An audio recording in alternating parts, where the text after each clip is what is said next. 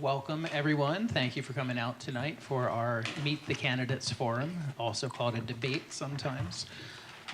We want to thank all of you for coming out, and we want to recognize there are some city employees here in the crowd. There are people from the public, candidates, family members, and friends, so we have a nice turnout here today. Wanted to introduce a person in my field that needs no introduction, but we'll introduce him anyway. Ben Winslow, who a lot of us know as the preeminent reporter on Capitol Hill during the legislative session. We're lucky to have him tonight.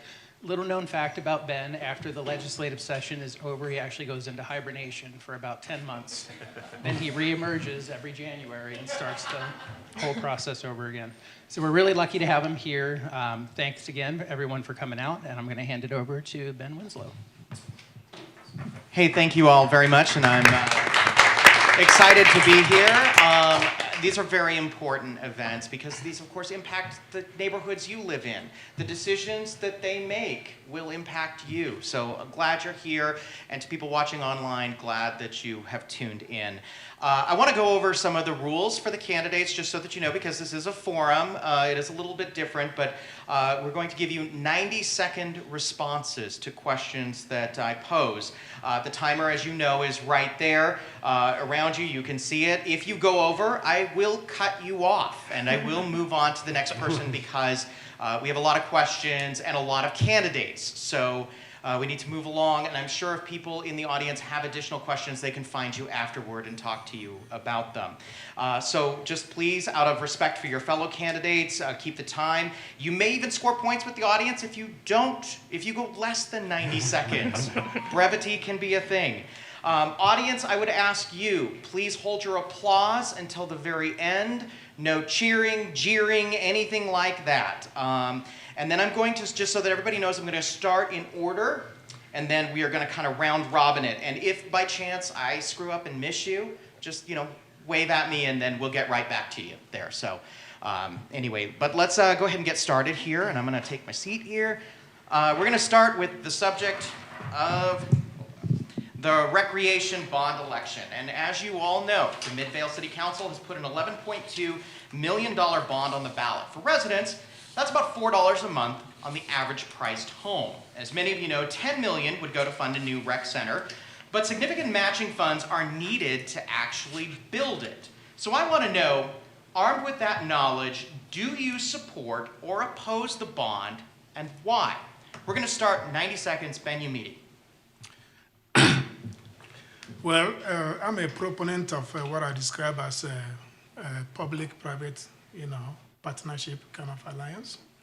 And in my third, I'm thinking that before they thought about putting this on the ballot, I think the city should have explored to see if they can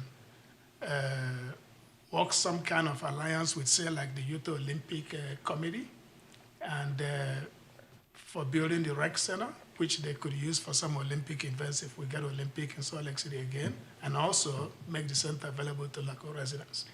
That way the citizens are not bearing the 100% burden of the cost of building a rec center. All right.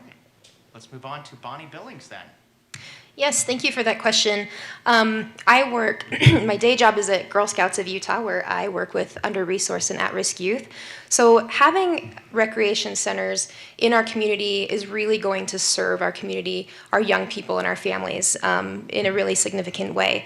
As Midvale grows and revitalizes a lot of our streets and commerce opportunities, and as we modernize, we need facilities that are going to reflect and support all of that. And so a new rec center in the middle of Salt Lake County is a fantastic way to move in that direction.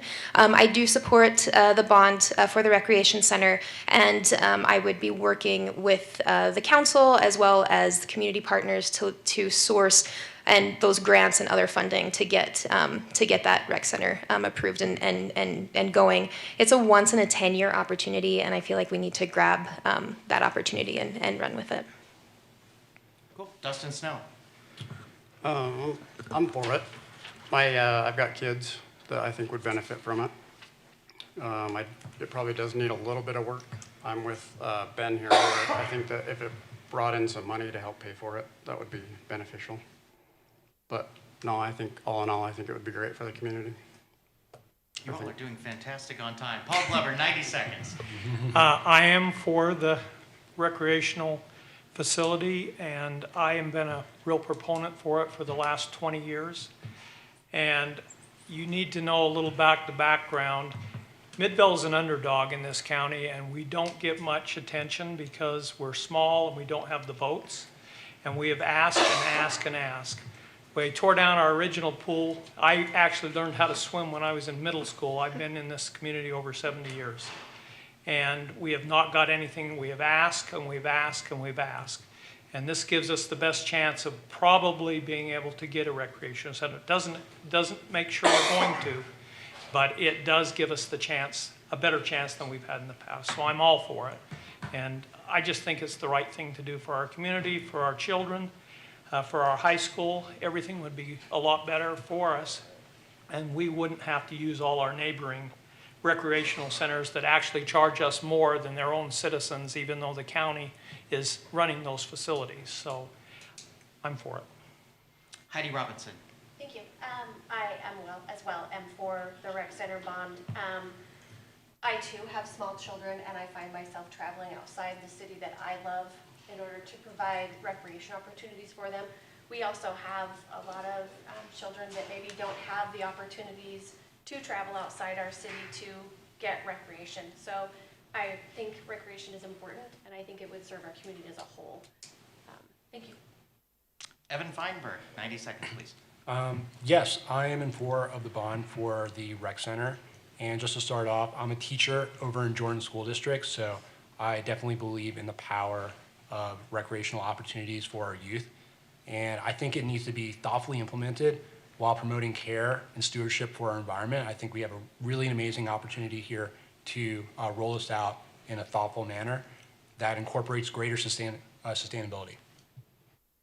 Awesome. Tammy Garcia, 90 seconds, please.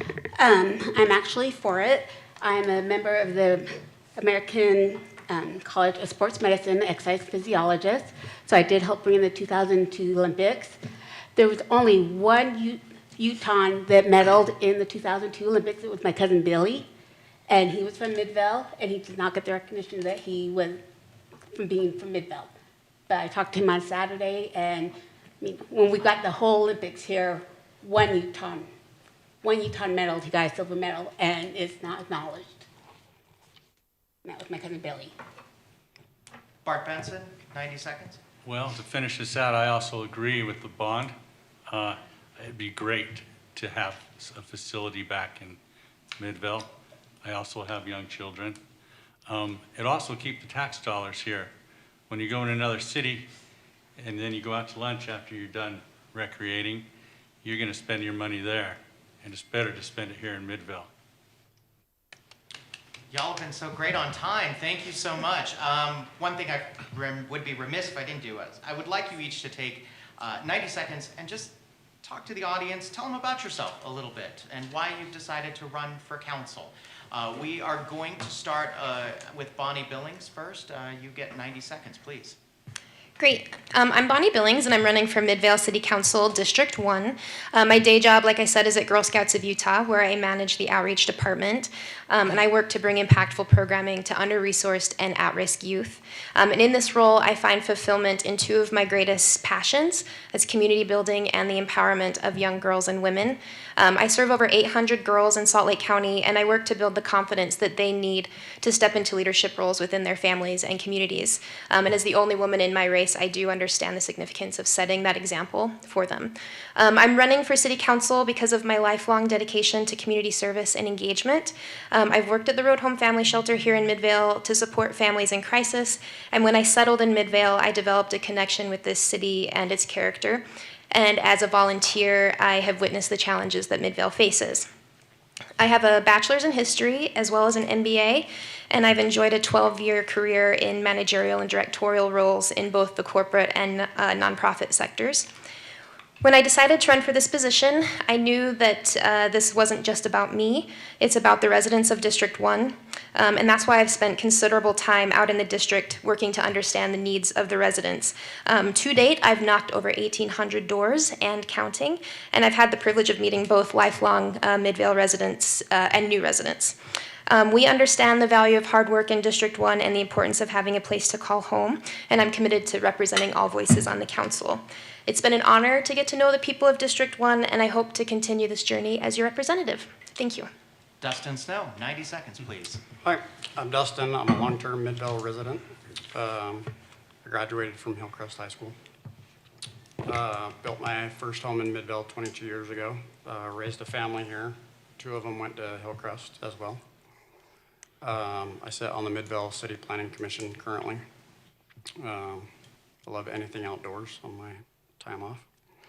And I'm just excited to hear from the public and serve the public for District 1. Awesome. Paul Glover, 90 seconds, please. I am running again. I am a sitting city council person, and I keep asking myself, and my wife keeps asking, why do you keep running? I've been 5 terms on the city council. This will be the 6th. And the main reason I started running was to get sidewalks down my street. Really the only reason. I was like, I really had no interest in like being in politics, but I've gotten really tired of never having sidewalks on my street and asking. And so finally I ran so I could get sidewalks, and I've got them. But after being on there, I really enjoy the opportunity to be able to represent the citizens of the whole. I'm a District 2, but the bottom line is on the city council, if you represent the city, the whole city, because everything that comes before you is not in just District 2 or District 3. So you have to say, what is going to be the very best for Midvale City to grow? And over the past 20 years, I've seen a lot of growth and a lot of things happen. And I'm proud of a lot of things that we've had happen in Midvale. And I'm excited to run again. I haven't lost the energy to be able to do that. And I look out for the whole city. That's why I'm running again. Thank you. Heidi Robinson, 90 seconds, please. Thank you. My name is Heidi Robinson. I'm a long-term resident of Midvale as well, and I'm running for re-election for District 3 because I've really enjoyed the opportunity of getting to know the residents of Midvale, what their issues are, what we can do to improve it, and what the long-term future of Midvale looks like for us. Like Councilmember Glover said, we represent a city and it's a melting pot, and it's really interesting to get to see everybody's different opinions and what that plays out like long-term. So that's why I'm rerunning again. Thank you. Evan Feinberg, 90 seconds. Hi, my name is Evan Feinberg. A little bit about me. I'm originally from New York City, so I am not a lifetime person here of Midvale City, but I am an excited new resident. And what brought me out to Utah originally was a love of the outdoors, just our beautiful mountains and deserts. And I ended up working as a wilderness therapy guide for a couple of years, helping students with behavioral and substance abuse issues, before I realized that really my greater calling would be to go back and get my master's degree in education. And that's exactly what I did. Last few years, I've been teaching, as I mentioned before, over in Jordan School District as a social studies teacher for 8th and 9th grade. I know what you're thinking. Yes, I have a very rough time with the hormones going on with that age group, but yeah, it's been really rewarding. However, one troubling trend that I've seen is chronic absenteeism, where a lot of my students just aren't showing up to class. And I can't really do my job if the students aren't there. I spoke to the principal, I spoke to the counselors, and there's really not much being done about this issue. So that's part of the reason why I'm running for city council, is to enhance collaboration between local government and Canyon School District and have a quality education for all students. Thank you. Thank you. Tammy Garcia, 90 seconds, please. Okay, my parents bought the model home on Greenwood Avenue in 1967, and my dad was the Order of the Arrow and did the Boy Scouts for the entire stake area. Since I was female, I couldn't be a Boy Scout, so I did a degree in kinesiology instead, and then I went on and did my MBA. I know the history of Midvale since 1967. I know what's it's in people's backyards. I know how my father was a plumber, so I know what we have dealing with plumbing and all the other resources that we have in District 3 that continues to be a problem, as when there was horses that I used to pet as a child to now to when there are those houses to what facilities that we need and what we need to get the city to work better with those type of resources. And get the water. Water is number important, but water and just electricity and all that. And it all runs through my backyard. Thank you. Bart Benson, 90 seconds. Thank you. I'm Bart Benson. I've been an operation manager for a major department store, regional here, Wine Stocks, if any of you remember that. After that, I went into mental health and was a counselor for 20 years with Valley Mental Health. When they reorganized, I retired. So now I've got a full-time opportunity to work and help Midvale City. I've been on the Community Council for Head Start, which is an excellent learning for the younger kids. I've been a foster parent for 3 older teenage boys, and I've got an incredible wife and an 8-year-old daughter and a 6-year-old son. And I'm running because I want to work for the city and the Midvale residents. Thank you. Ben Umidi, 90 seconds. All right. My name is Ben Umidi. I've had a career with Salt Lake County Auditor and Salt Lake County Treasurer and Salt Lake County Human Services. While in Human Services, I worked with at-risk youth, the juvenile delinquents, and that was very pivotal in securing a lot of funding, for 365 days, 24/7 operation in Salt Lake County. Now, why am I running for office? There are a lot of, I don't know if you guys know where Union Park is. I go to Union Park to walk for exercise. Each time I go there, sometimes, a lot of times, there are kids hanging around in Union Park that should be in classes. And then, while riding, I do road biking too. While riding my bike, I rode into one of the complexes over there to talk to some of the residents. And before I could finish what I was saying, the lady took the words out of my mouth and said, "Oh, the kids are all here too." So this is a very common problem. And then when I look at my tax statement, 50% of my property taxes go into Canyon School District. So what is my money buying? Is it buying people that are set up to go the gang route, or what is the money buying? I want to know. So I want to, sorry, I'm out of time. Okay. If audience members have questions, they can certainly hit you up afterward. I wanted to move on, though.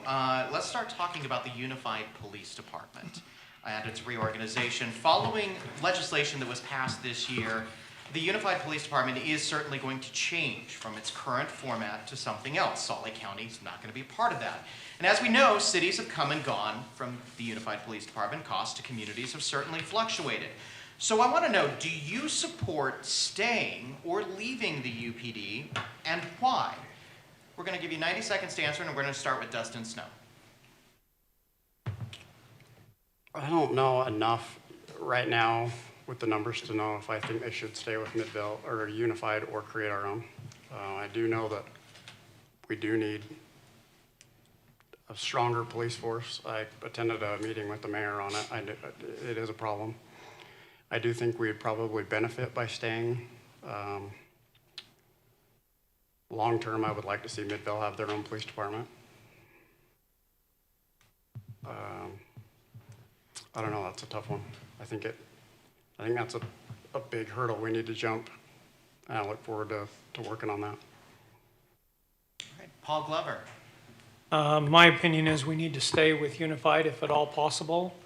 I have been here long enough to have been when Midvale had their own police department. It was a good department, but we didn't get the services all the services that are available through Unified. police.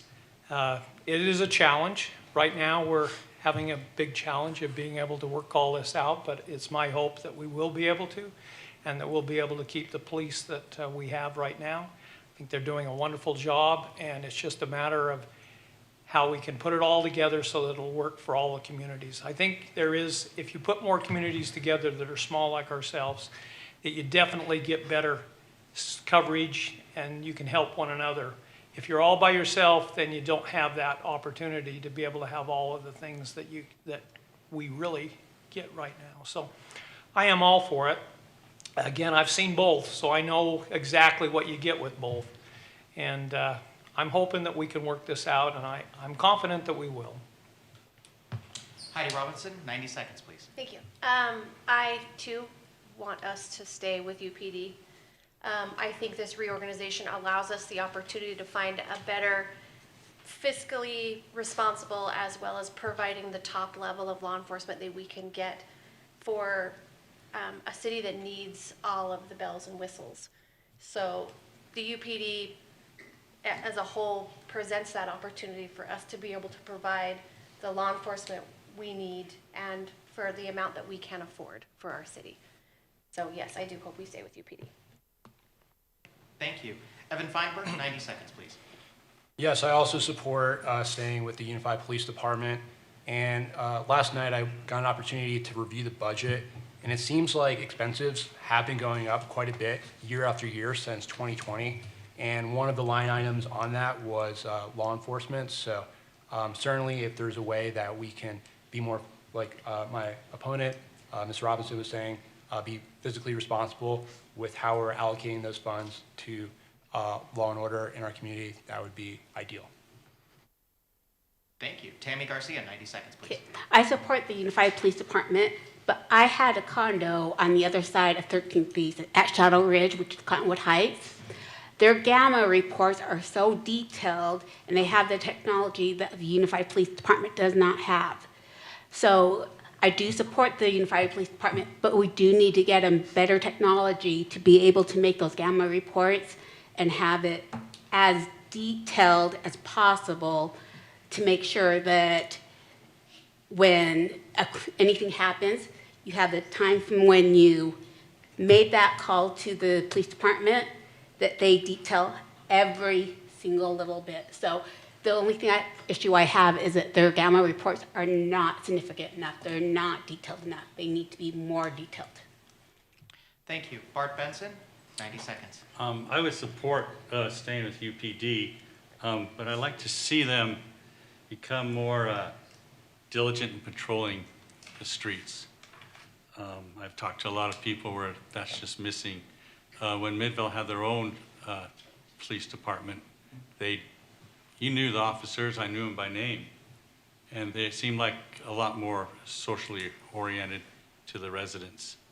Can I let him know that we used to be Suffolk County? Let him Okay, so it's been finish. different a long time. Thank you. Let's let him But finish. we're spending $1 million a month, I believe, in the police, which comes out to like $33,000 a day. It seems like could be some type of in-between where we could maybe even source out what UPD offers and have a police force of our own. Thank you. Ben Umidi, 90 seconds. Well, my take on that is I think we should write the UPD as long as the economic of scale is working to our advantage. And while we are doing that, we should also be preparing to set up a Midvale infrastructure should everybody that's part of the UPD decides to bail out. Because I knew when the UPD was initially constituted, there were a lot of people in it. And over the years, a lot of them have fallen off, the radar. And that kind of leads me, since I still have some more time, another reason why I decided to run for offices. I took the liberty of looking at the Midvale City Corporation financials in comparison to other cities around us, like Morris City, West Jordan, Sandy, and West Valley. And what I noticed was that all these other cities have a very significant amount of sales tax dollars that they use to run the operations of their cities. And then when you look at Midvale, it's very, very small. And I'm saying, why is that the case? If we're going to run our own police department, it's a very capital-intensive operation. We need cash. If we don't have cash, we're not going to run a good police department. So what are we going to do to generate a significant amount of sales tax dollars for Midvale City? I have some ideas. Thank you. Thank you. Bonnie Billings, 90 seconds, please. Yes, I actually do support staying with the UPD model. I think that with this reorganization that Midvale is facing, we do have an excellent opportunity to start prioritizing Midvale's needs. As I've talked to people at their doors, I have heard the need for more patrols. I mean, I think that's kind of one of the biggest things. There's speeding issues. And so in kind of looking at different options that we can look at, there's an idea of doing community saturation motor patrols. Those are kinds of things that I would support, where it's a shared patrol through different communities who, you know, once a week or once every 2 weeks, there's a saturation patrol unit here in the city to help remind people that they are being, you know, that speeding is being monitored and those kinds of things. So I do support being able to kind of look at some of those opportunities to reprioritize. And we do have a really strong Midvale precinct here in Midvale, so we do have the opportunity to know our police officers and have them work with the community. But yeah, I do support staying with the UPD model as long as it makes sense. I know that if we were to try to do comparable policing as a city, it would cost us a ton more, almost prohibitively. So as long as it makes sense, then we can get the same kind of service that we get. I'm for staying with UPD. Thank you.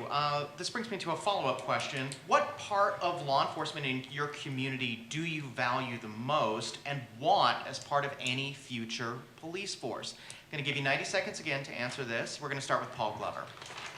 That's a hard question because there's so many things that are so important. But the bottom line is that we all need to feel safe. And in order to be able to do that, we need to rely on our police department, that they will come at a time that it will help us. In other words, if you're really in distress, it's not going to do any good if your policemen are there 30 minutes later. They need to be there in hopefully a few minutes or 5 or 10 at the latest, if you really are distressed. So we need enough policemen to be able to do that. And our call volume in Midvale is extremely high compared to our other neighbors. We have, we're the center of the valley, and we have people coming from every direction. So it's not just Midvale residents, it's everybody's coming across this. As our logo says, we're in the middle of everything, and we get the middle of everything when it comes to police. So we probably need more police. Having to pay for that, though, is extremely hard. We talk about Midvale and compared to other cities, we don't have the revenues because we're a lot smaller than the other cities.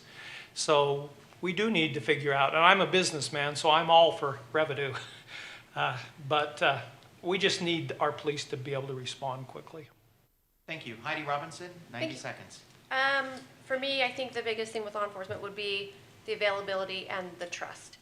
We have to make sure that we support the officers enough to be where they need to be, when they need to be there, and have the trust that they will respond, and they will respond in the appropriate manner.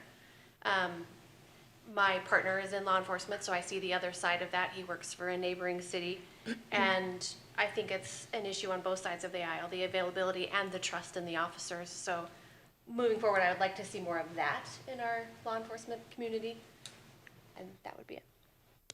Thank you. Evan Feinberg. Yeah, I see the issue in 2 different avenues. There's one of major crimes and then one of quality of life. With major crimes, absolutely, we want to focus on response time and having our law enforcement agents arrive swiftly at the scene. But for more minor issues, I've gotten an opportunity as well to talk to residents in District 3, and they have complaints of speeding, littering, and loitering. And while those might seem minor, they can definitely add up over a long period of time. And certainly not only ticketing people, but trying to find ways of conflict resolution and maybe other preventative measures like speed bumps or radars that can really help keep people accountable with improving those quality of life issues in people's homes and neighborhoods. Thank you. Tammy Garcia, 90 seconds, please. My sister Debbie was born in October 1974. I was born in October 1975. So, of course, we're dealing with Ted Bundy at this time. And I've been raised with my parents are so darn strict about us being home at time that I'm most concerned about the youth of making sure that our youth have places, resources to be able to participate and go to, and not have to worry about getting taken off anywhere else, somewhere. And to have good neighborhood watch, so we know when there's someone else that's not in the neighborhood that doesn't belong there. So that's always been important to me. It's been a complete, total part of my life. Thank you. Bart Benson, 90 seconds, please. I think visibility was a big issue. If you can just see the police around, it gives you a sense of comfort knowing that they're there. And also if they have the tools to finish their job. I mean, there was a drug house, I believe, on Cypress Circle. It took years and years for that to get shut down while the people there ransacked the homes and went through neighborhoods breaking in. And they need the tools to be able to close that down quicker. Thank you. Ben Umidi, 90 seconds, please. For me, I think visibility is also very important. However, it's not just visibility. In my experience at Union Park, I had a discussion with one of the UPD officers, and he was so humble and willing to have a dialogue with a resident of the community. And I think if they will do more of that, that will help in elevating the trust between the residents and the law enforcement. Also, I think I did mention to that officer about a blighted house that was located on 9th East and right by Hillcrest High. And in a couple of days, I was doing road biking. And by the way, if you see anybody road biking in your neighborhood, it may be me, because I do road biking in neighborhoods a lot. And I saw that UPD officer parked in front of the blighted property. So he did respond and reacted to our conversation. So the officers I've run into so far, in my opinion, are doing the job they're supposed to do. And they've been very friendly, and I wish that more of them will continue, along that path.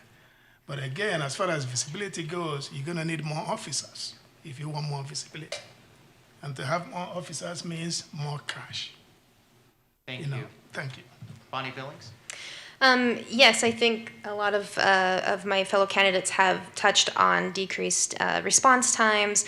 A lot of the people in my district are focused on a lot of property crime and speeding. So I think having decreased response times to those property crimes, as well as having visibility and saturation for that speeding issue. But I think one of the things that I think is going to be really important as we move forward with the police department or the precinct here in Midvale is understanding and collaborating with the actual officers at the precinct to understand their priorities as well as what our priorities are, and work together to bridge that gap so that we're better serving the residents, and the residents see that the precinct is being served, as well as serving the officers in those precincts and meeting their priorities as well. Another thing that I would love to see, I work with at-risk youth every day, and I think one of the biggest things that we need to do in Midvale is work that engagement with law enforcement as well as with our youth, I think, to build that trust and to build that part of the community. I think that's going to be really important as we move forward for the future. I think we need to be very proactive, not just reactive when we work with law enforcement. Thank you. Dustin Snow? I'd like to see more police presence up in the eastern part of District 1. We don't see a lot of police presence up there. I'd like to see more of that. Community involvement with youth, I think, would be a huge thing. a respect with the youth and the law enforcement would go a long way. And just more patrol throughout the city. I think if you see police presence, crimes are less likely to happen. Thank you. Did I get everyone? I believe I did. Yes, thank you. Excellent.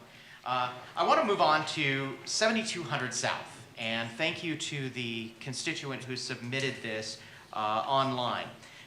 The area of 7200 South around the track station is described as an area where there is crime, and it is also one of the busiest spots in the city. So what do you think should be done to curb crime? And we're going to start the clock again at 90 seconds, and we're going to start with Heidi Robinson this time. Thank you. We all know that 72nd South poses a certain amount of issues, but the city is actually being proactive with this. We are in the middle right now of a planning study to see what can be done to help us develop out of the situation we have on 72nd. I do think more residential, more light, more walking traffic will help develop the crime situation out of there. I think a lot of that is that we have a lot of concrete jungle on 72nd, and a lot of it is also poorly lit. So what a great place for us to put in housing and more social opportunities to help us get more people there, get more activity there, and help alleviate the crime situation. Thank you. Evan Feinberg, 90 seconds, please. Yes, as far as crime in the 72 South and track station area, I feel like we addressed that a little bit in the last question with just really focusing on police presence and response time. In addition to UDP, we can also tap into the track police as a resource as well and reaching out to them so that they're patrolling the parking lot there as well as the station itself. Thank you. Tammy Garcia, 90 seconds, please. So many of you might not know that James Hutzman's keeps on going after the LDS Church for building of the ZCMI Center, the mall. We got what's caused the problem of having the transients and making that area more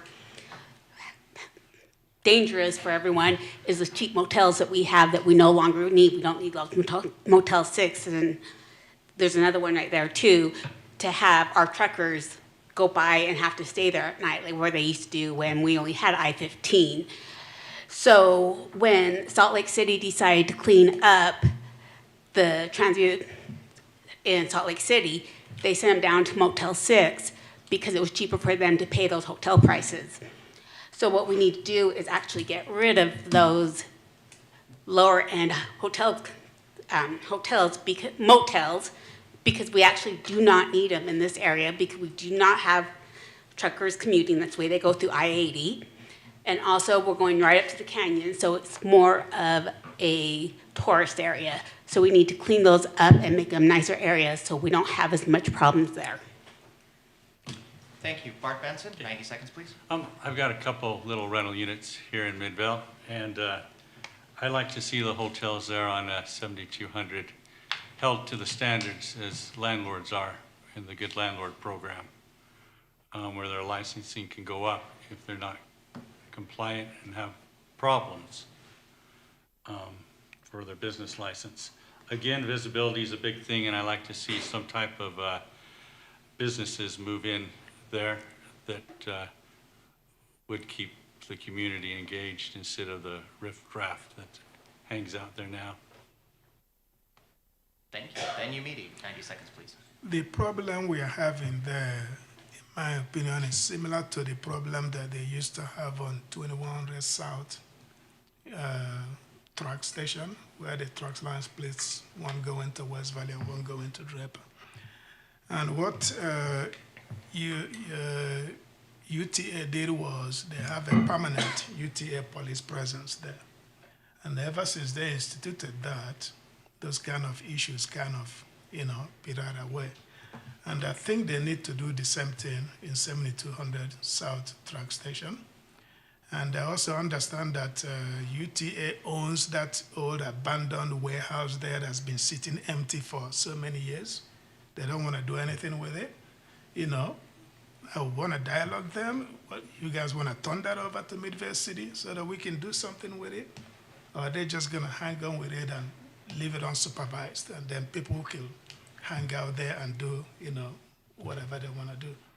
So my recommendation would be permanent police presence. UTA has a big police station across from IHC in Morris City.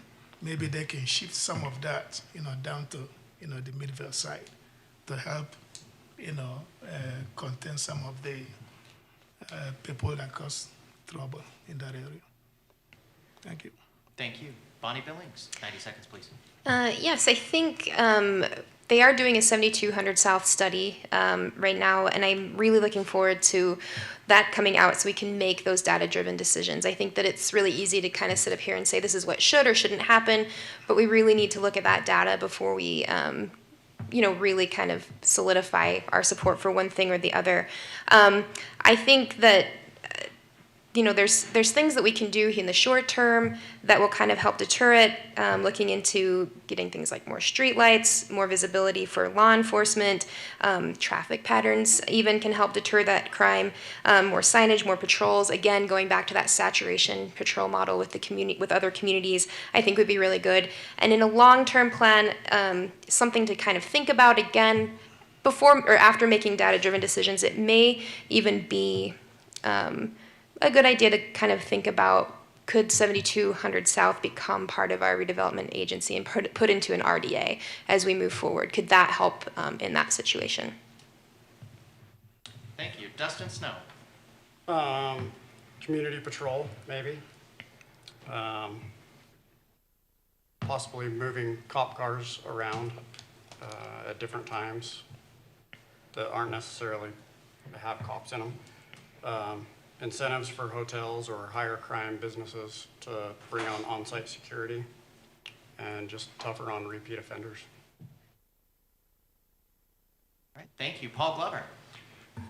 It's a hard problem because of the homeless shelter that we have brings a lot of problems, and the homeless need help, but it creates the problems that other people come in with drugs and all kinds of things.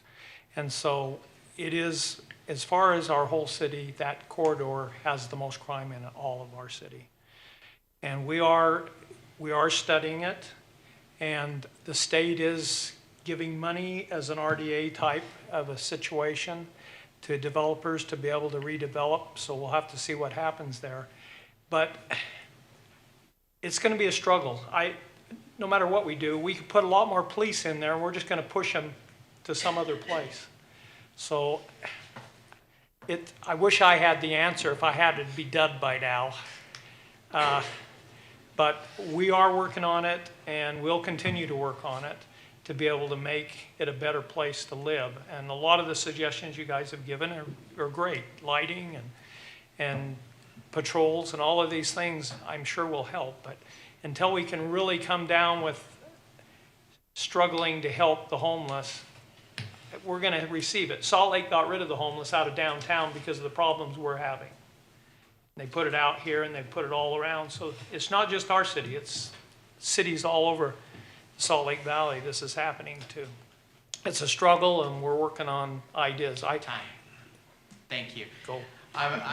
Some of you have touched on this, and I do want to follow up with this about the idea of development. Around a track station, there's also the ability to develop with transit-oriented development. What would you like to see developed? I'm going to give you 90 seconds again to answer this. We're going to start with Evan Feinberg. Yeah, absolutely. I think affordable housing would be a great thing that we can develop in the track area, and that will certainly open up transportation options for those families living in that area. And I think that would just be an excellent thing that we can focus our resources on, with supporting. Yep. Thank you. Tammy Garcia, 90 seconds, please. I think we actually need to develop more job opportunities for individuals. I personally myself have created job opportunities in Murray for health coaches, and I had about 30 health coaches there. And then in Sandy, in 2010, I was hired to spearhead the Aetna's HLC program, Healthy Lifestyle Coaching Program, where I've hired over 200 coaches. So we need to bring that facilities into Midvale around around 7,200 and get the facilities nicer and to bring the jobs into Midvale so we don't have to consider ourselves low income because we do have the fiber optic cable, and why do it to surrounding cities? We need to help our own people here, whether it's for building the rec center or anything else that we need to bring the jobs back in Utah, or back in Midvale. Thank you. Bart Benson, 90 seconds, please. I'd like to see more development of businesses around the track stations, maybe small pizza places, coffee shops, things of that nature, to make it easier for people traveling, getting on and off to grab a dinner quick or on their way home, things like that. Ben Umidi, 90 seconds, please. Well, the University of Utah Policy Institute, based on their research, they predicted that there'll be more jobs created in Salt Lake Valley in the next 40 years than residents. Okay, so job creation will outpace, the population is pretty much what they're trying to say. So those people, I think, if there's going to be more jobs created, what that's going to do is it's going to trigger more influx of people into the valley, and they have to live somewhere. So I think this is an opportunity for Midvale City to develop more multi-unit apartments, affordable apartments, because as I ride my bike and talk to some of the citizens of Midvale, they tell me that what we call affordable housing is not really affordable, and they throw numbers out at me. So I don't know how they come up with those numbers, but that's what they're saying. Another thing is, if we're going to attract business to Midvale, I don't know how much of sales tax dollars we are going to get from Jack in the Box, locating a place by the track station. I think we need big cash cows, like, for example, Costco, And before I came to this interview, by the way, you guys are interviewing me for this job. If I came for this interview, I took the liberty to call Costco corporate office and told them, I said, hey, we need a Costco in Midvale City, and... Out of time. Thank you. Bonnie Billings. So I want to kind of lean into this. I am a renter in Midvale, and I know firsthand what it's like to be part of that group of people who are part of that deficit of units that exist here in our city, county, state. It's not just a Midvale issue with this deficit of housing. So I know how important it is to make sure we have enough units to house people. I also recognize that we're going to be in a deficit even next year. I think the latest numbers that came out was by next year is going to be a 37,000 unit deficit within this valley. And as a renter, it's terrifying. I'm not gonna mince those words. So what I would like to see is, I think we need to also recognize that, especially in District 1, there's not a ton of elbow room. Midvale is one of the densest cities on the Wasatch Front, and we are a 6 square mile city. So there's not a ton of elbow room. So I think that really means that we've got to be very creative and very innovative as we work on development. And so there is a development going in at the old Kids R Us, Babies R Us, Kids R Us in the shops at Fort Union. It's going to be a multi-use, multi-family unit, and I think that it's really innovative because you're bringing in residents to a retail area rather than putting resident or multi-family units in a residential area. So I'd like to see more of that. You can kill two birds with one stone, bringing in business and creating units for people to live in. Thank you. Dustin Snow. I'd like to see mixed-use development with businesses, more restaurants, walkable community attractions. Thank you. Paul Glover. The plans that we've been looking at with the state for the plan that we're just doing now does require commercial on the bottom and then residential above, which is really, it's a good, if it works. The problem is in 7200 South, the businesses are not happy because of all the problems they're having with the loitering and all of the other stuff that's the thefts and everything else. So you've got to do both at the same time. You've got to be able to make the city safer there so that commercial people want to move in. you can't get all these commercial people in and all this development if you don't clean up the problem that we have. So it's a two-pronged approach. We've got to do both at the same time. And we also come to the problem where we have all of these residential single-family homes up against what is proposed as high-rises. And so you have to be really careful that you don't get rid of our single-family developments that we have, that the people are enjoying what they have. So it's a fine dance to be able to make both work. But we have plans, and we're working on those plans. Thank you. Heidi Robinson, 90 seconds, please. Thanks. I think the TraxLine presents a great opportunity for us to do mixed-use development. Like Councilmember Glover said, I like to see the commercial on the bottom with the residential on top. It allows us to have more of a high-density housing and maybe a more appropriate area that can handle the additional people, and hopefully they'll be taking tracks. It also presents a great area for commercial and more vibrancy and walkability to a city. If everything on that ground floor is lit and vibrant, more people are going to be there. And that's what I would like to see around our tracks areas. Thank you. Thank you. So before this candidate forum tonight, I got a chance to walk around Midvale's Main Street and Center Street, and I can see the efforts that are underway to revitalize it. It appears that there's a desire to protect the small town charm while keeping businesses there and offering reasons for people to go there. So I want to know, if you are in charge of Main Street development, what is your vision for it? And we're going to start with Tammy Garcia, 90 seconds, please. Main Street development, it definitely needs to take a different turn of it because of, in the 1960s, the majority of the people that moved down from Bingham came from New Mexico.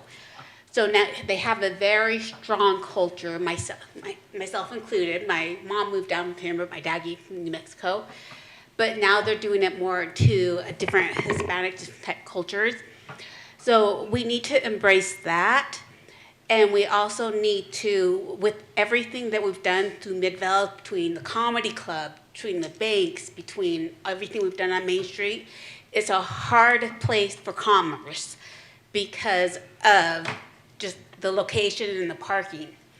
That we need to really focus on more of boutiques and something more like artistry of the past to get that type of commerce in here. Because if we're trying to make it commerce with how the location is right now, it's not going to work. It never worked in its entire history because we don't have the parking, we don't have the location, we don't have the housing. We have all the housing right over this side right here. And I've been in all those houses, they're tiny. So we have to bring in the historical culture. And Midvale's always talked about the long-term cultures from the early 1980s or 1900s. Bring in Tammy, from thank you. afterwards. Bart Benson, 90 seconds, please. Okay. I'd like to see the Main Street. Well, first of all, it's sad that it got to the point where it was so dilapidated, and then now it's got to be rebuilt, basically. That should have never happened in the first place. To bring back in businesses is going to be hard because, I mean, you can open it up for a business, but you can't tell them what kind of business needs to be there, even though that's the kind you might like. I think it's on the right path as far as I like the art theme they've got going, and to try to revitalize it in that way, but keep the old-fashioned charm. Thank you. Ben Umidi. Well, I don't know if anybody has driven down Main Street in City of Maury. When I used to work in County Human Services, my office was pretty close to the Main Street in City of Maury. And their Main Street was pretty much more worse than what we have today. If you drive by there, you will see what they've done with their Main Street. They weren't sentimental, and going back to what happened in 1860 or whatever. They cleaned up their Main Street. And their Main Street is very lively. And I think we need to do the same thing, in Midvale Main Street. Another thing I want to take a look at is, the zoning in Main Street, are we shooting ourselves in the foot by being too restrictive and turning developers off? I would want to kind of revisit the zoning and evaluate that one more time. Thank you. Thank you. Bonnie Billings. Yes, I'm really excited with what's going on Main Street right now, and I do want to congratulate the current council for starting to get that project moving. I think it's really important, Midvale's Main Street, to build community cohesion as a gathering place. I think that's going to be really important for the future of Midvale and this community. I want to make sure we're bringing back commerce, and I would love to be able to court small businesses, boutique-type businesses, to bring along Main Street, as well as entertainment options and venues. I did visit the theater that's on Main Street during a presentation that Midvale City was doing about the revitalization of Main Street. And that theater was so charming, and it was so fun to be there, and I would love to see that refurbished and brought back as an entertainment venue and make Midvale be a destination for people to want to go. I also think we need to look at Midvale's growing demographics and recognize that we should be looking at businesses as well as options to support the growing diversity of Midvale, so that we can make sure that Main Street thrives now and in the future as we're building those options. Thank you. Dustin Snow. I agree. Boutiques, small businesses, something similar to like a Park City Main Street, a sugar house, downtown sugar house, where you can just walk, you can dine, you can shop. Somewhere where families can go spend the day and there's a nightlife. Also a mixed use. Might as well put some residential stuff on top of businesses. I think it's on the right track. Thank you. Paul Glover. Well, the fun things is all the things you guys are talking about are happening right now. The problem is we want it to happen right now, and it takes time. We are having parking structures that will be there, so we're planning on parking. We are planning on residential, above commercial. My most exciting part that I want to see, and I think this will change the whole thing, and I've harped at this for 2 years now, is that I want it lit up. Yes. And that's in the plans. We're actually got plans out that they're working on it, and hopefully by next year, early. I want it this year, but it'll probably be next year. That we have lights, ornamental lights and lighting that lights the whole place up. Right now, if you go down there right now, you're not going to feel safe. And so until we actually light it up and make it safe, we're not going to get the businesses in there. But as soon as we do that and people start to come down at night, then we're going to have a better atmosphere. We're going to get people in there at night instead of just during the day for the businesses who are there. And as soon as we do that, then you can open up your boutiques and stuff. But there has to be people coming. A boutique does not work if there is not a lot of people out on the street. If you go to Park City, you see people going up and down the streets all the time. And that's, until we get that, you're not going to get those businesses. So, thank you. Heidi Robinson. Thank you. I'm very excited about the progress that we've made on Midvale Main Street. I like the fact that we are preserving the charm and finding a balance for development and that charm. We are doing a food truck plaza and parking and lighting and all of these things to help generate that. And then city staff has also been working very hard on planning events to get more people there. So I think part of what we're doing on Main Street, we also need a little more community support with those things. I would like to see more people showing up to those and seeing what we're trying to do there, because I think that's the biggest complaint we hear right now in Midvale is, what are we doing on Main Street? Well, we're doing a lot, but come out and check it out. Come to the food trucks, come to the Halloween events, come to the Christmas events, and just look at the buildings that are changing there. You can see it's happening. It might be happening slowly, but it's happening. So that's what I'm most excited about. Thank you. Evan Feinberg. Yeah, I think that boutiques and coffee shops are nice, but we're actually in a food desert here in Midvale, where a significant number of our low-income residents are more than 1 mile away from supermarkets, and I think that's a major issue. Those transportation challenges result in those residents being more likely to eat unhealthy, like fast foods and things that they just pick up at like a 7-Eleven. So I think in addition to revitalizing Main Street, we should certainly be incentivizing grocery stores, encouraging some citywide programs to encourage those healthy food options, as well as farmers markets. I think those are all things that we can do to help ensure there's equal access to affordable and healthy foods here in Midvale. Thank you all very much. Let's talk about taxes. The city tells me that Midvale relies heavily on sales tax for its funding, and more so maybe than other communities in the area. And as we all know, sales tax can be volatile compared to property taxes. But as you also all know, nobody likes paying more in taxes. So is it necessary to have more stability in funding for city services that people say they want? So should Midvale consider raising property taxes to be able to afford to offer those services people say they want? 90 seconds again, we're going to start with Bart Benson. I don't like the idea of raising taxes. I know when you get your tax bill on your home, you might pay $100 or $200 to Midvale City. The rest all goes mostly to the school district. So you're getting a lot of bang for your buck at that $150 basically you're paying Midvale. So I would not really be opposed to it if it's in line with other cities, a small tax increase, but you'd have to be able to show the residents what they're getting for that. Thank you. Ben Umidi. If I understand your question correctly, you said that Midvale relies so much on sales tax? Relies a lot on sales tax, yes. Well, I'm not sure if that's very correct, because let me give you some numbers here. City of West Jordan, sales tax, $32 million. Property tax, $19 million.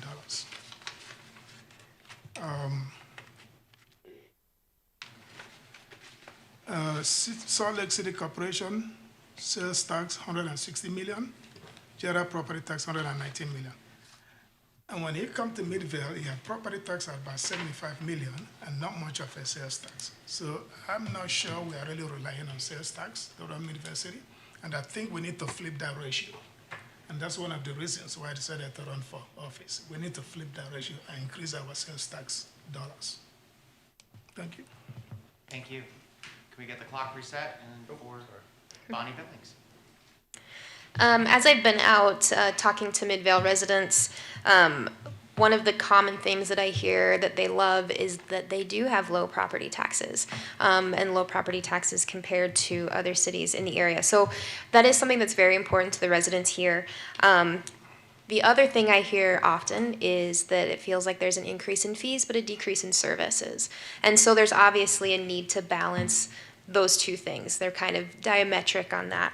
And so I do think that raising property taxes should be a last resort. It's not something that I'm opposed to when it's needed, but I want to make sure that it is, that we are considering other funding sources, that we're really, really working to build that sales tax base and that revenue that we're bringing in from sales tax, again, with our multi-use development, with the revitalization of Main Street.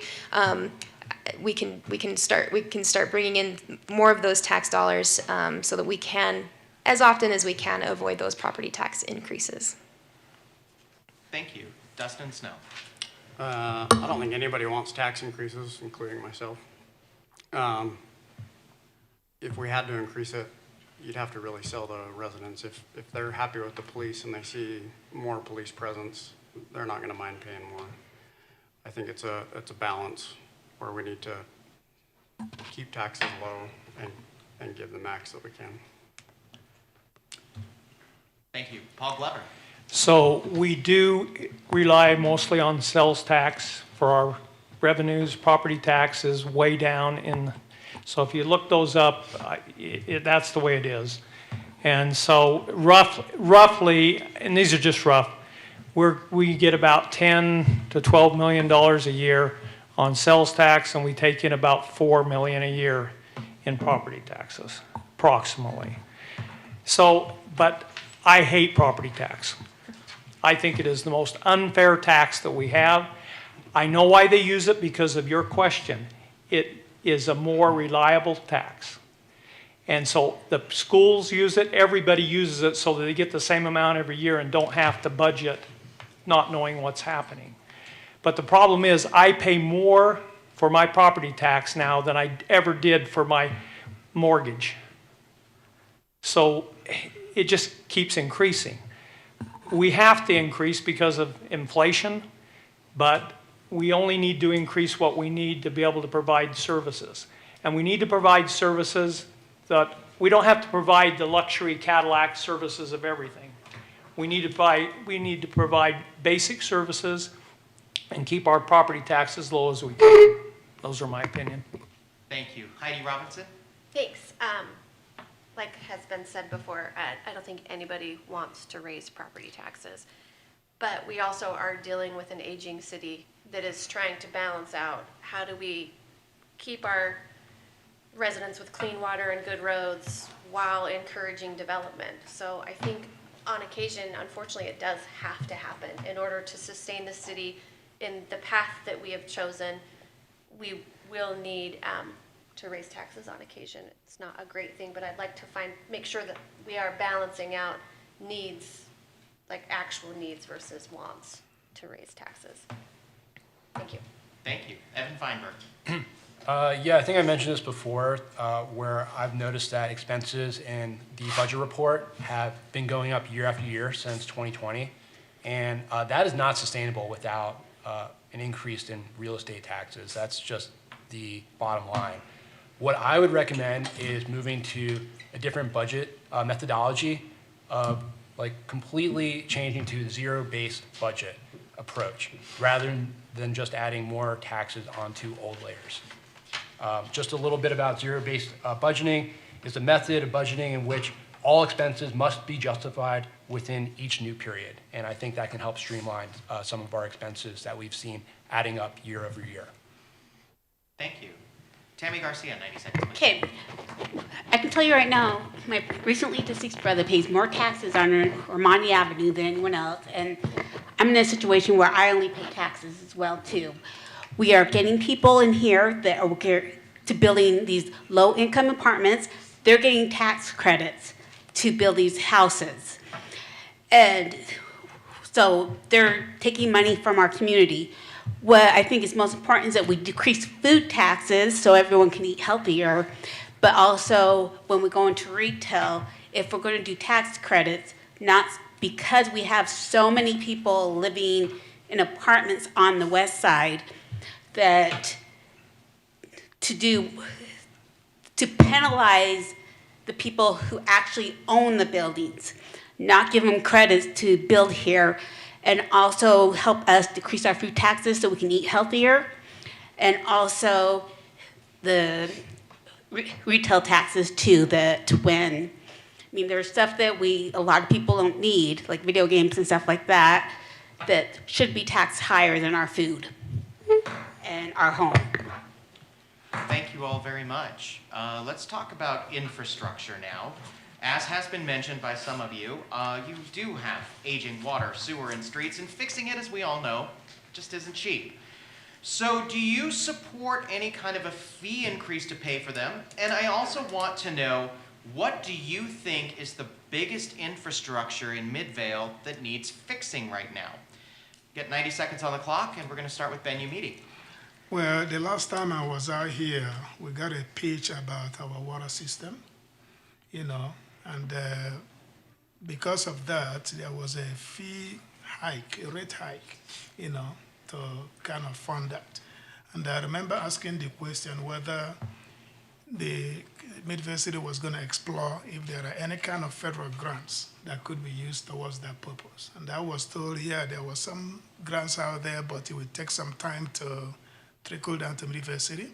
But we never had anything about that anymore, So basically, my point is, yes, infrastructure upgrades is very necessary. However, the point I'm trying to drive across is, we don't want Midvale City Corporation to fall into the culture of falling back on taxes and raising of fees each time there's an issue. We need to be proactive. Morris City 28 million in sales tax and only 10 million in property tax. We have to flip that ratio, you know, and that's the mindset I'm trying to cultivate here.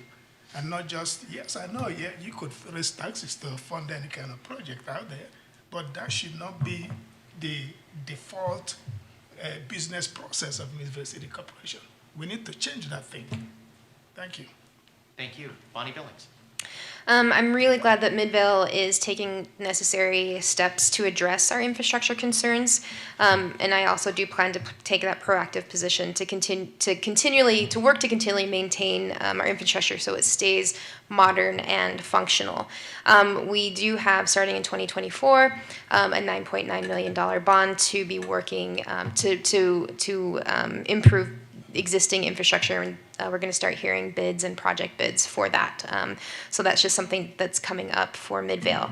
And it's really important not to take our eye off the importance of supporting our infrastructure, because if we kind of put that as a back burner, not a priority, then we do find ourselves in a situation where we're going to be spending a lot of money to replace and to improve old and outdated infrastructure rather than kind of staying proactive on that and just making the upgrades as we need it. There is an option to look at our development as we go into this and start thinking about the idea of impact fees for infrastructure. And that's something that I'm willing to look at as we go forward on that. I think water is one of our biggest issues right now, to replace our water system to make sure that the city has clean, safe drinking water, culinary water, and sanitation water as we move forward. I think that's one of the biggest needs for improvement. Thank you. Dustin Snow. I support connection fees, raising connection fees. I think we need to raise impact fees and stop giving discounts to developers for mass developments. The biggest problem I see is sewer. I know there's a couple projects on 700 East where the current sewer doesn't justify what they want to put in there. So I think sewer is going to be one of our bigger problems in the future. Thank you. Paul Glover. Well, our most expensive right now is our water system by far, and we are getting federal funds to help us with that. We have got them. And we've done a lot of studies, and our rates are based on those studies of what we need in the future and how much we increase each year. And there is a percentage every year for the next 5 years, I believe it is, to be able to help with that infrastructure. But we not only have water, we have our storm drains, we have the sewer, we have all of these different things that we need to work on simultaneously at the same time. But we do have plans, and we have done studies, and we are proceeding to be able to accomplish those things. I think we're in pretty good shape, actually. Thank you. Heidi Robinson. Thank you. I think that, like, history went that we kind of were known as putting things off. And so then instead of having small increments, we got in a situation where we were doing large increments for water storage and sewer projects and all of that fun stuff. And I think we're getting a little better now at being proactive with those up front. And I like to see that direction. Instead of having, water storage issues that we needed to assess all of that money in 1 year, we're looking at it over a scale of 8. So I think that our water and our sewage needs to be properly maintained. I think that we're on the right direction to do so, but I would also like to see us increase our impact fees, connection fees, to be able to help cover those costs. Thank you. Thank you. Evan Feinberg. Full disclosure, I am not as well versed as our sitting council people of the infrastructure issues facing Midvale right now, but I'm certainly glad to hear that we're getting federal funding for the water systems. However, my philosophy when it comes to infrastructure is definitely preventative maintenance and doing small incremental checkups along the way rather than doing one big, large bill at the end of the day. I also think that you can get community involvement in some of these maintenance projects. Like when I was walking around my district a couple weekends ago, I noticed that the drain and sewage system by the sidewalk was completely stuffed up, as well as the corner totally overgrown. So I think there is a missed opportunity right there with collaborating more with the community and getting them involved and doing some small different initiatives around their neighborhoods. Thank you. Tammy Garcia. Okay, first of all, until 1994, there was no curbs on Greenwood Avenue, except for right in front of my house. The statute of limitations are over, so I'll go ahead and say this. I saw the backyard, the back parking lot of the Greenwood Avenue Medical Center go up in flames with me and my brothers. Shh. But just with the water problems and how fast I saw that grow as a child, I was only probably about 8 or 9, and seeing the flames go up on not having enough water that we have in all of the majority of District 3 at the bottom that was not built before 1994. We have a lot of dry land out there that, for me personally, I'm scared of the fire. So that is one of the biggest issues I'm concerned with. And even my father and I, we don't have a mortgage, we just pay the bills. And our water bill, we're getting charged overage, and it's just he and I. So water is a major issue for us. Thank you. Bart Benson. Well, infrastructure is what keeps Midvale going. You've got to have that in order to live here or anywhere. Drainage, water, sewer, sidewalks, all need upgrading as I walked around my district in most places. I think maintenance is a big key to it. We haven't seen a street sweeper come by at all this year. You just got to think about the image you're giving to your citizens. You need to start with government in Midvale City. Take care of your place first so the citizens can follow. You expect citizens to keep their lawns and everything up. Midvale needs to do their part too.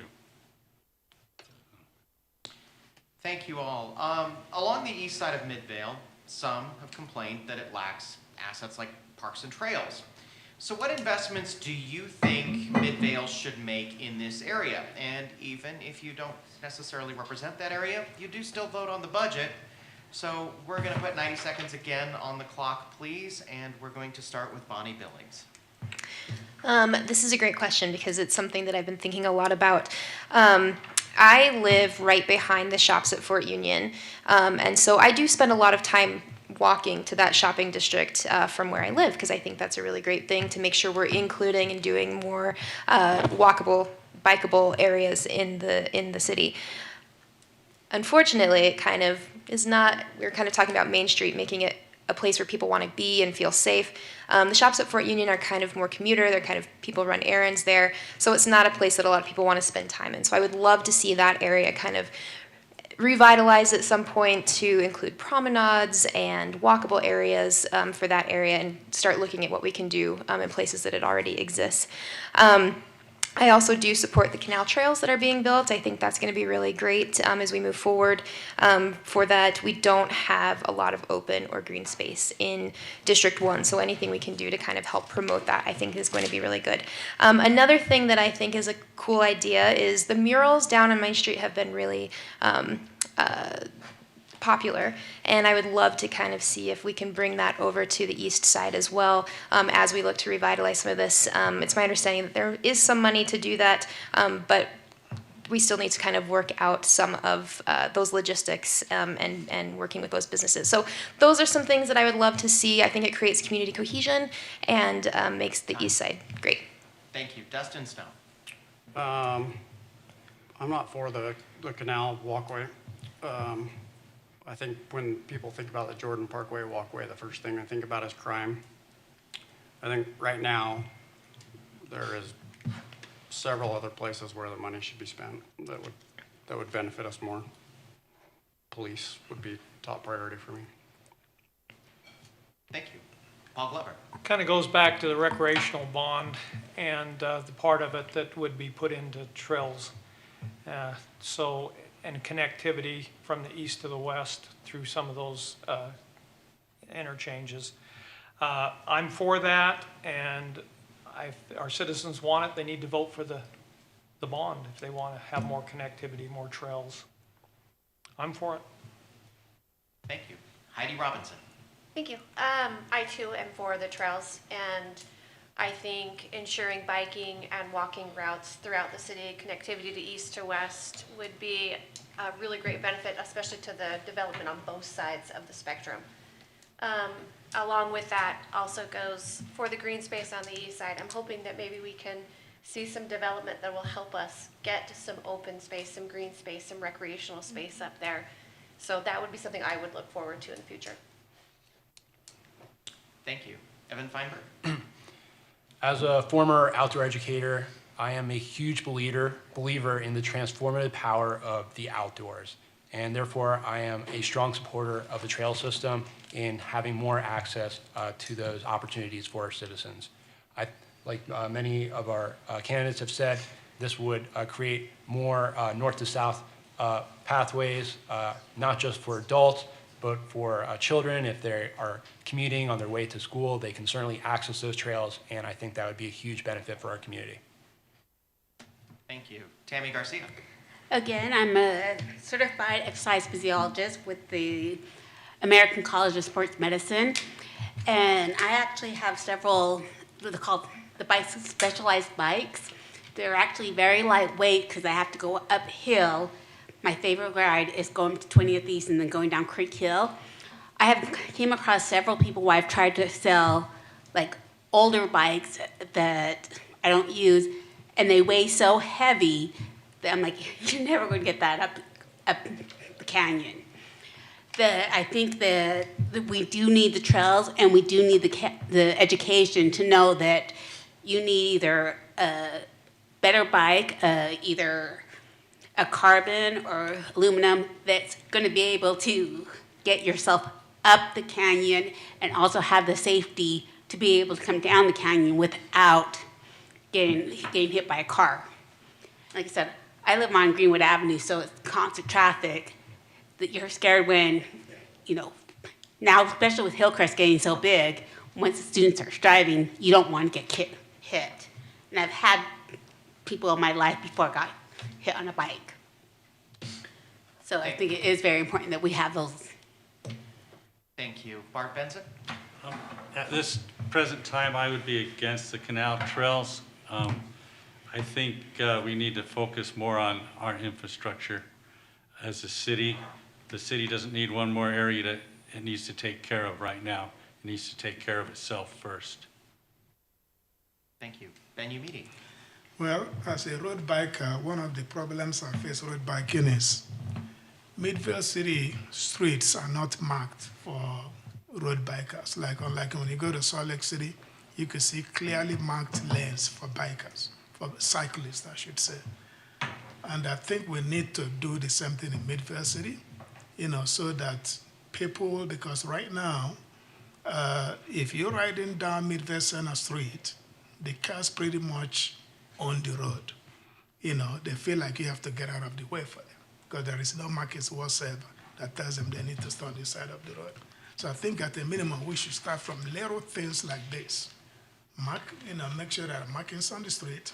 And then, as far as trails and all this stuff goes, we should commission some kind of study to see how feasible it would be, and how accepting the community would be of those things before we move forward with them. Thank you all.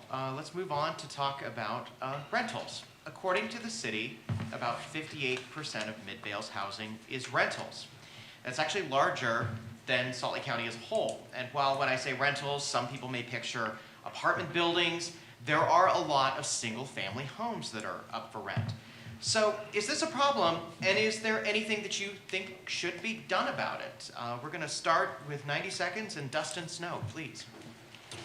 I don't think it's a problem. I think with the shortage on housing, if somebody wants to go out and spend the money and rent it and make it affordable for somebody else to live in, I'm all for that. I'm for rentals. I don't see that being a problem. Thank you. Paul Glover. The challenge is, I don't mind the rentals. The challenge is the landlords with the rental, whoever's renting, to take care of the properties. That's where it becomes the real challenge. And so I'm not against it, but we need to be able to figure out how to better make the landlords responsible to take care of their properties for the people that are renting and for the city to look decent. That's where the challenge becomes. Thank you. Can we get the clock reset also? Heidi Robinson? Thanks. I don't have any problem with rentals. We are in a housing shortage. We need to find some solutions, and I do think rentals are a good path for that.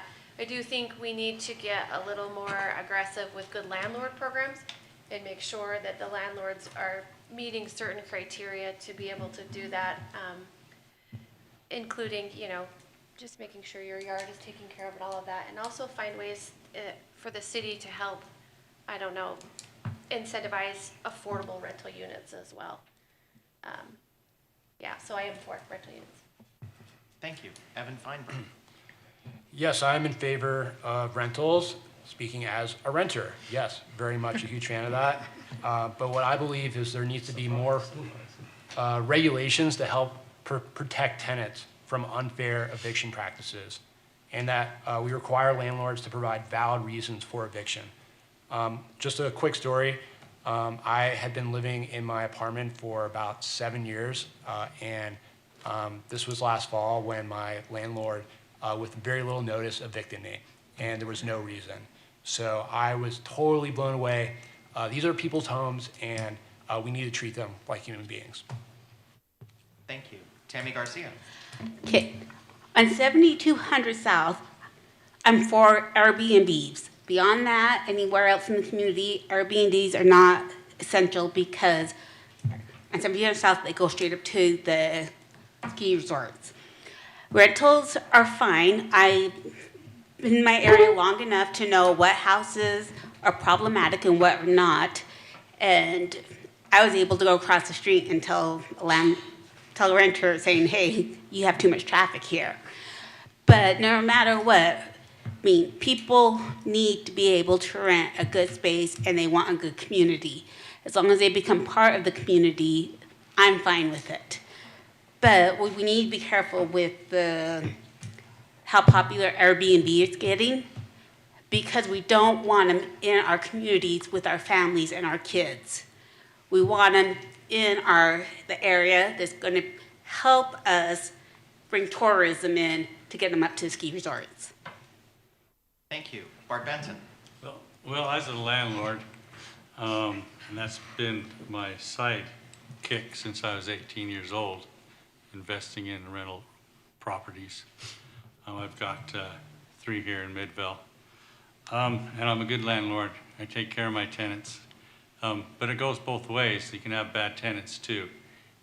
Sometimes it's hard to enforce them taking care of the yard, where you actually have to go in and do it. The good landlord program, if it's taken care of and checked on, I guess it can work. I know Taylorsville City just did away with the good landlord program because it wasn't working, they said. But I'm for rentals. I don't think it's a problem.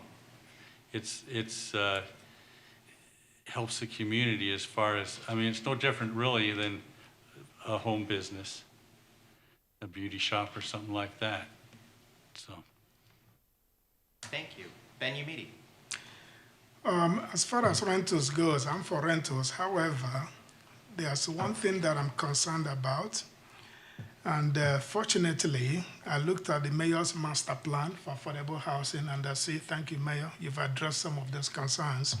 And that is the landlord incentives and deed restricted grants, which are designed to prevent individual landlords like the gentleman over there from getting fed up with doing the rental business and selling their properties to like a national corporation that will take over the rental, and what do? They jack up the rent. And that defeats the affordable housing, thing we're talking about. So as long as Midvale City continues with the landlord incentive and deed restricted grants to prevent those kind of things from happening, I will be all for rental. Thank you. Thank you. Bonnie Billings. I'm a renter, so yes, I support rentals and renters. When I was moving to Midvale, finding an apartment anywhere in the valley was really difficult, and I ended up being number one on the waiting list for where I lived for 4 months before a vacancy opened up. And so yes, we need to start talking about rentals and making sure that those are there.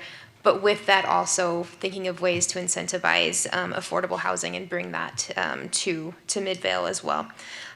When I've been out talking to the residents of Midvale and of District 1, I do get a lot of feedback from the single-family rentals where the landlords, people are saying you can clearly tell the ones that don't have landlords that help out or that, that look like that. So I do support ensuring that landlords can be good stewards of those single-family rentals and working to implement a program that will work.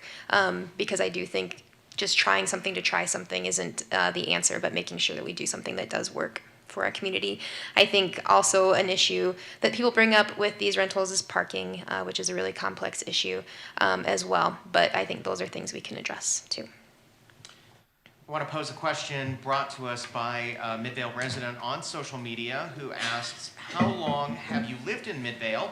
And many of you have already answered this question, but we're going to pose it again. Do you own your home or do you rent? We're going to start with Paul Glover. So I have lived in Midvale for, I shouldn't say how many years, but for 74 years. I own a home. It's a duplex that my son and his family live in next door to us.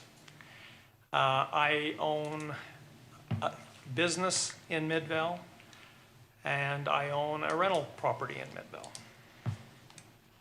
Does that answer the question? That was the question posed, so thank you. Heidi Robinson. Thanks. I moved to Midvale in 2014 from a neighboring city, and I own my home. Awesome. Ivan Feinberg. Yeah, as I said in the beginning, I'm a new resident, so I've been living in Midvale for just 1 year and in Utah for a total of 8.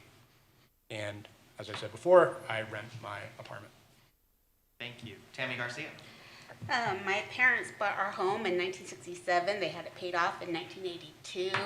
At this point, my father's caregiver, and then the house will go directly to me, so it's paid off. Thank you. Bart Benson. Well, my great-grandparents lived in Midvale. My grandparents live in Midvale. And I've been in Midvale for 31 years, and I own my home. Thank you. Ben Umidi. I've lived in Midvale since 2012, and I own my home. Thank you. Bonnie Billings. I'm also a new resident. I've been here for a year and about almost 5 months. District 1 is about 55% renters, so there are a lot of new people in Midvale. I've been in Salt Lake County for 12 years, and I've worked in the community, in various communities, and I know that a lot of these issues are shared issues, and what happens in Midvale doesn't always stay in Midvale. Decisions we make here affect Sandy and Cottonwood Heights and all those things, so it's good to have a well-rounded experience there. And as I've been talking with residents, I've talked with lifelong residents and heard their stories and their memories that they've shared with me, and I've also talked to lots of new residents who are really excited about the future of Midvale. So I think we can represent a broad range of people. Thank you. Dustin Snow. I've lived here going on 23 years. My wife and I have built 3 different homes in Midvale, and they've actually all been in District 1. Thank you all very much. Let's move on to talking about another subject. On the campaign trail, I'm sure you've heard from people about code enforcement. There's some who want less regulation for, say, like a home business, and others want more enforcement about things like yards or parking or animals. So what do you think that Midvale should do? Should there be an aggressive touch or a light touch? Let's start this round of questions off with Heidi Robinson. 90 seconds, please. Thanks. That's a difficult one. I think we are doing a lot better on our code enforcement. I think it's a tricky subject because a lot of that fringes on people's ability to do what they want on their own property, right? But we also need to adhere to some sort of community standard. We all know what it's like to have the neighbor that doesn't take care of their yard when you work really hard on your yard, and that's tough, right? And that's where code enforcement comes into play. And he does a lot more things than that as well. And so I am actually a huge proponent of code enforcement. I know sometimes it can be tricky, but I also think it has a lot of positives to offer the community as a whole. So thank you. Thank you. Evan Feinberg. Yeah, again, it boils down to individual rights versus the neighborhood or the greater goods and what's good for the community. Yeah, again, a tricky question. I think code enforcement should be something that people abide by when it is brought to them. So first there should be, let me rewind that a little bit. So first, talk to your neighbors, right? Try to have a dialogue with them. See if you can reach some sort of resolution about what your expectations are and what's going on in their lives. It's possible that they have had some like tragedy or there are other things going on that supersede having like a nice yard. And if we can like just communicate with people and understand where they're at before bringing other people and like law enforcement into the equation, I think we'll have a greater recipe for success. Thank you. Tammy Garcia. First of all, I think all of Midvale needs to celebrate that we have El Nino and we're getting so much darn rain this year that we've exceeded the limits. We've hit record amount of rain between the snow removal and the grass. And I myself have not been able to walk for a year because I had foot surgery. My dad's 83, so my yard is not what it normally looks like. But we still have a lot of people, when I came even down here on Saturday for the car show, of elderly people that I remember when I was younger. They're still here and they can't keep their yards like they used to. Our water bill is so darn high, we can't keep our yards as green as we used to. So this code, and I have not seen the snow plows. Where are those big snow plows that take off the snow and the salt from their street? So right now, we're not only, the funding's not there, the people's not there that have those jobs to get everything, get those codes enforced. So we do need to be a little bit lighter right now as we get those enforced so we can get everything enforced as we're changing generations and the community is completely changing from our baby boomers to our Generation X and to all you guys, all you new people in here. I don't recognize anyone here and I've been here my entire life. Thank you. Bart Benson? Well, one thing I've liked about code enforcement when I've had to deal with them is that I like the softer touch they've had. They give you a chance to rectify what they've asked you to do. And usually that hasn't been a problem. But then, you know, if it doesn't get done, that's when you've got to step it up and make sure it's done and do whatever fines or whatever needs to be done. But I like the softer approach first. Find out what's going on, give them a chance to make it right. Thank you. Ben Umidi. The last Midvale Journal that I looked at, on the front page, it had a picture that says, Midvale residents showcase their xeriscape landscape. I think we should gravitate towards encouraging the residents to move to xeriscape. We have water issues in the valley. Yes, we've had rain recently, but we don't know what it's going to do next year or the year after. So I think water conservation, we can let up on that. Xeriscaping, if we move people towards that, it will create less need for us to take the UPD, who are now the enforcers of the code, away from other jobs they should be doing and come to issue or dialogue with a resident over an overgrown lawn. So I'm a proponent of move the residents towards xeriscaping, so there's less dependence on UPD.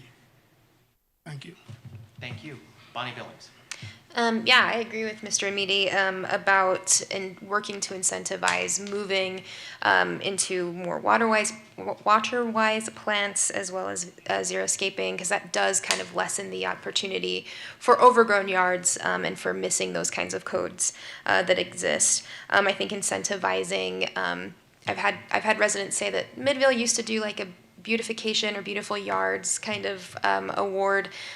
I think it would be worth looking at that again to see if we can incentivize those kinds of things. And I think as far as code enforcement goes, I think we would need to prioritize the enforcement that really impedes movement. So our sidewalks are the branches on our trees, making it so you have to bend down or at least go around when you're going on those streets. So I think prioritizing that first, where you're looking where it impedes movement or affects more people than just like the individual, I think is good. And I actually have had residents talk to me about this, like, you know, I couldn't get an approval in my backyard because my shed was 6 inches too close to my house. So maybe looking at some of those things and see what makes sense still and what doesn't to start that conversation there as well. Thank you. Dustin Snow.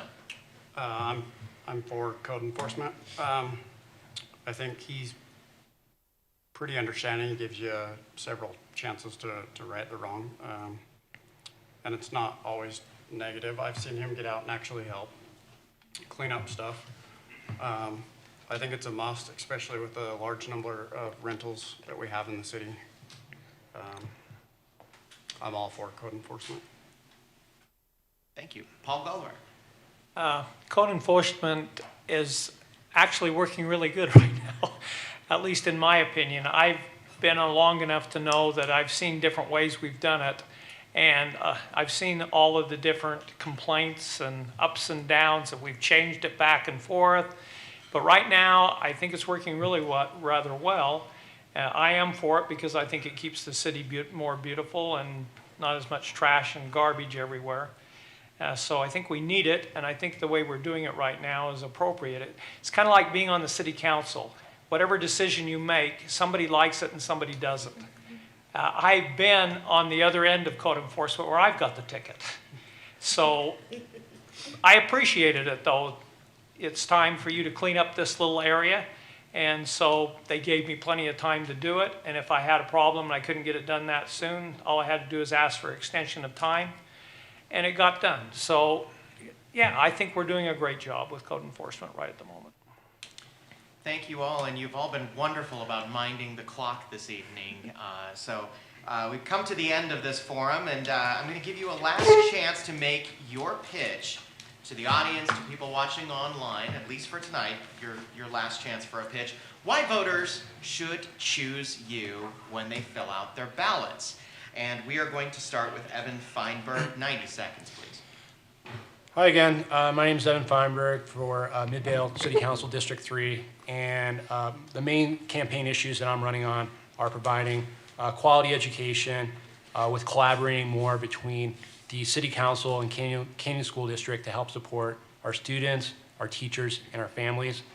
Also, I'm in favor of the rec center and the canal trail system, as well as having equal access to affordable and healthy foods. Those are the things that I'm running on with having a better quality of life for all of our citizens here in Midvale.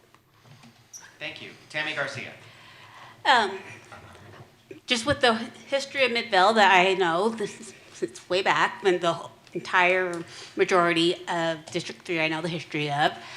Also, I'm a big advocate on education as well, too. I'm a math nerd, so if anyone needs math tutoring, that's what I love.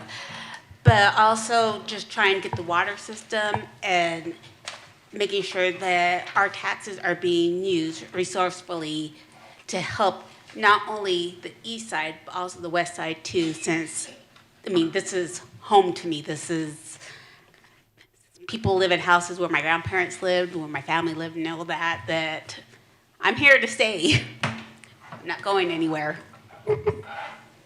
Thank you. Bart Benson. Being retired, you'll have a full-time council person that will be involved in, I've sat on the zoning commission and it's been great, but not one councilor has showed up once to say, hey, how's it going? Do you need something? Can I help you with anything? Or you're doing a great job. I'm gonna be the person that will show up to those meetings and let people know that they're doing a good job or offer help.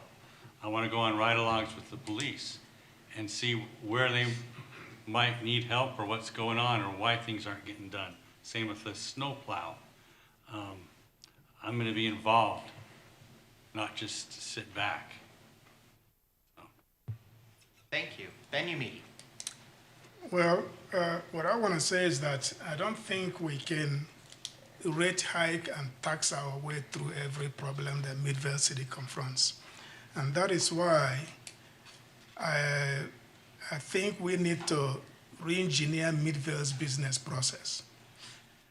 Public sector, private sector partnership is very critical. Like I said earlier, all the cities that surround us has a tremendous amount of sales tax revenue. And we should have something at least a little bit close, you know. Morris City, for example, 28 million in sales tax, and property taxes only 10 million. You see the ratio there?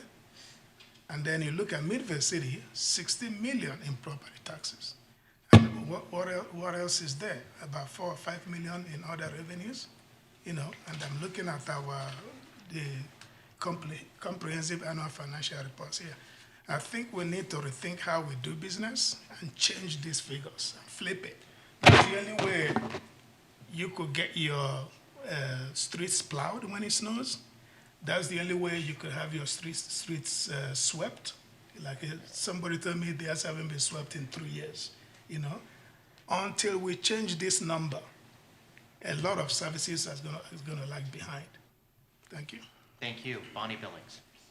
I'm Bonnie Billings, running for Midvale City Council District 1. I want to thank Midvale City and Ben Winslow for this evening. It's been a great opportunity to hear our visions for Midvale. I want to emphasize my commitment to Midvale and District 1 and reiterate my sincere dedication to serving the residents. I think really working to be the representative that they know that they can talk to, that's going to listen to their concerns, and is going to be thoughtful about the solutions there is really important. Throughout this campaign, I've had the privilege of connecting with many of you and hearing your stories and concerns.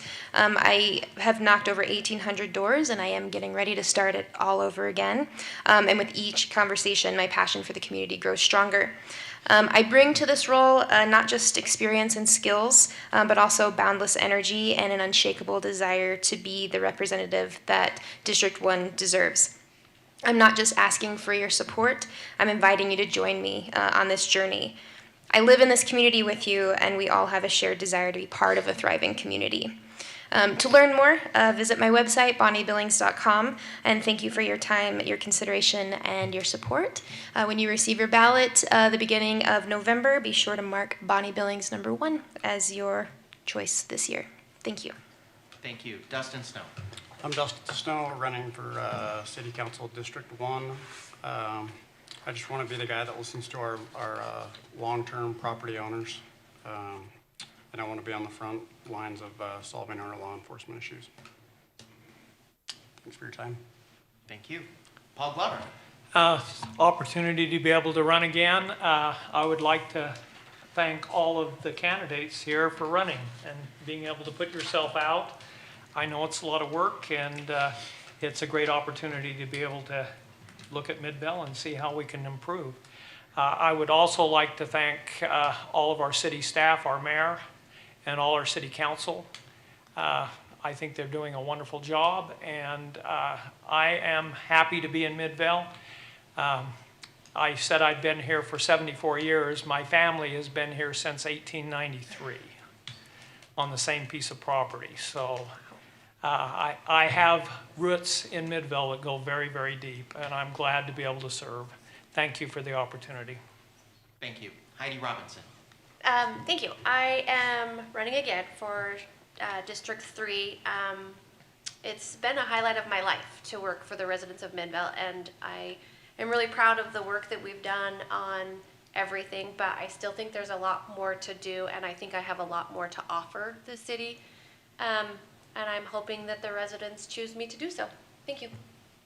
Thank you all very much. Audience, let's give them a round of applause.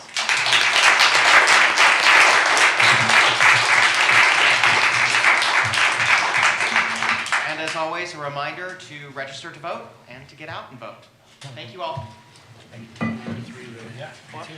Good job.